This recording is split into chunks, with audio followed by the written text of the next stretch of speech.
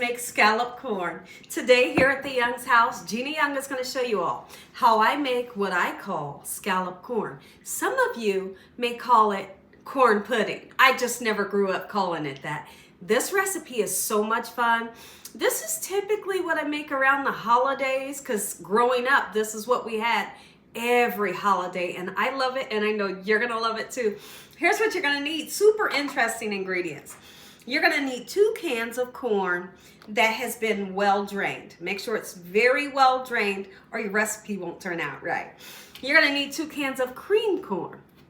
Okay, you're going to need 1/4 of a cup of flour, any kind of flour. I'm using an all-purpose flour. You're going to need 1/4 of a cup of cornstarch. You're going to need 5 large eggs, 3/4 of a cup of milk. I'm using a whole milk today. Use what kind you use, you know. We're going to use a pinch of salt, maybe a pinch or 2, and if you want some beautiful color going throughout the recipe, you can put just some dried parsley flakes. And you're going to need a sleeve or maybe a little bit more of some crumbled up crackers. Make sure your hands are clean. Oh, my butter. You're going to need a stick and a half of butter, and it's going to be melted. Make sure your hands are clean. Let's make delicious scallop corn. You all are having an amazing day today, and if you're not, hopefully I can brighten up your day with this here recipe. I want to hear from everybody. Let me hear from everybody that comes across this video. Have you ever tasted corn pudding or scallop corn before? And let me know by the time you watch this video if you plan on making it. It's so easy. And here's the great thing about this. It has a savory taste, you know, kind of salty, but then yet it has a sweet taste. It's like the yin and the yang. It's creamy in the inside. It's fluffy, almost like a souffle, but the top is crispy. The edges are golden brown crispy. I know. You're gonna love it. First thing we're gonna do, let's go ahead and get 1.5 sticks of butter melted. I'm just gonna put it into this bowl. We're gonna put it in the microwave until it's nice and melty.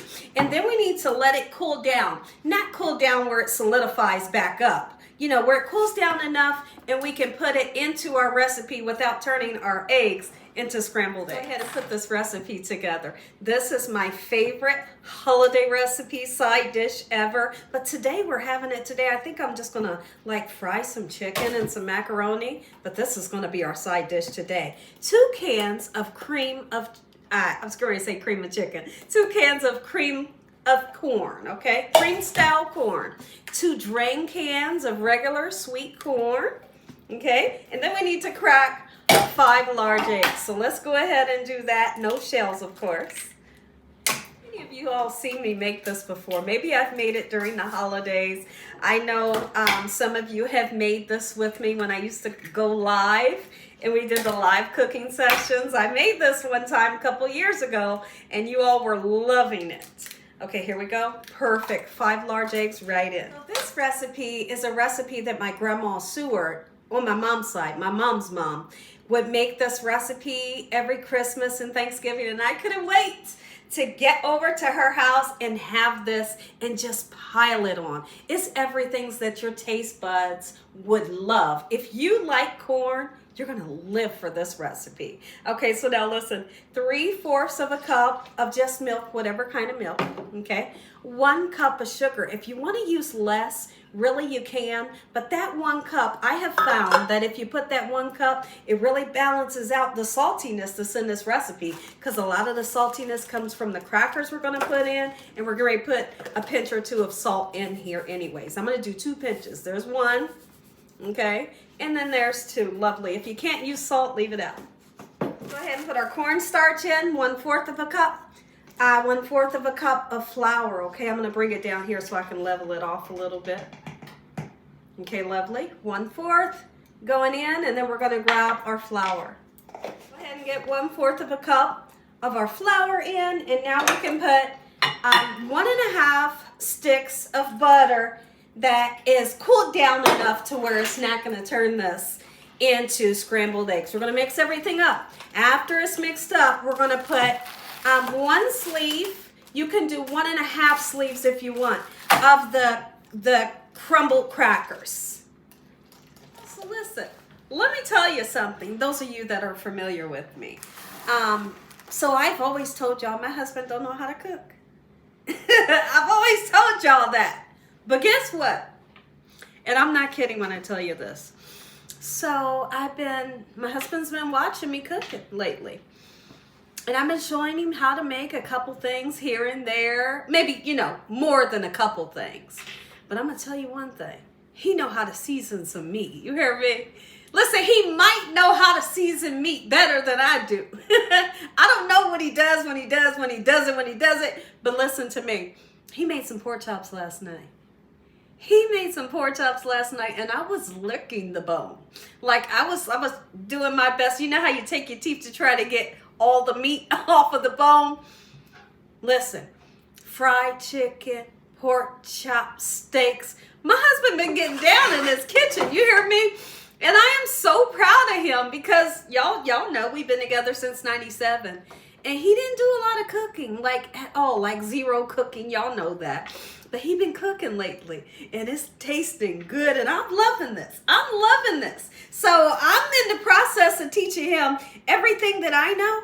I'm in the process of teaching it to him and making sure he's seen and he knows exactly how to make it because he's been doing a good job and I'm so proud of him. The pork chops last night, finger licking, like I was licking my fingers. I know it's crazy. And get some crackers, nice and crumbled. Do what you can to get them crumbled, right?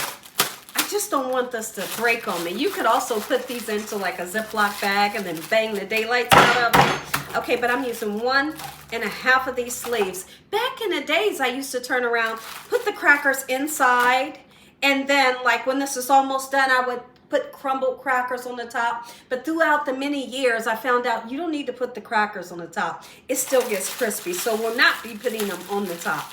Okay, so once we get these crumbled into the mixture, I'm talking to all of the people from down south. You may call this corn pudding, and a lot of you all put like a cornbread mixture in here, or maybe an instant cornbread mixture in here. I do it using the crackers just like my grandma Seward would do. That's the one that would make those yeast dinner rolls that you all went wild over. That's the grandma. I hope you're enjoying this video as much as I am making this recipe. I'm gonna be honest with you, when I get behind this island, I have the time of my life sharing my family's recipes with you all. So now here's what we're gonna do. Let's go ahead, give it a nice mix, and then right into our baking dish. This is a 9x13 baking dish. I'm gonna put it in the oven, cover it with foil on 350 degrees. You're gonna need to butter or oil your pan. Okay, I have just some oil, but typically I'd use some butter, All right, but it doesn't matter. The oil is gonna help so this doesn't stick, and also so you can get them crispy golden brown edges, right? And so now let's pour our mixture into the oven right onto the middle rack, just like so. So now listen to me, this is super important. When you get it into the oven, cover it with foil most of the time of the cooking process, okay? And then what I'll do, after it comes out, I'll let you know exactly how long I baked it because I kind of forgot. So I'm getting ready to put this onto, the recipe. In the last 10 minutes of the cooking process, we take the foil off of the pan, throw it back in the oven so that top can get golden brown crispy. Take a look at this. I know, I'm all excited. An hour and 35 minutes is all you're gonna need. Now, I do know that oven temperatures may vary. Just let it get golden brown. Make sure you got those golden brown crispy edges, but don't let it get too dark. Look at this. When I tell you, I already tasted a bite. It is mouth-watering. Like literally, did you just see me take that swallow? My mouth is salivating right now. Enjoyed this video? Give me a thumbs up. If you ain't subscribed, what you waiting on? Tell your family and friends, tell the world what Gina's doing every single day in this kitchen. And Father, on today, we thank you for this meal, your hedge of protection and your love. Amen. Stay tuned, because we're getting ready to taste this. Ready to taste. You're ready to taste. I'm going to give you some. It's hot, so bear with me. The inside is going to be soft, supple, sweet, savory, everything that your taste buds want. I'm going in. Oh, Now, for that crispy edge, that crispy golden brown edge, this right here, oh, this is good.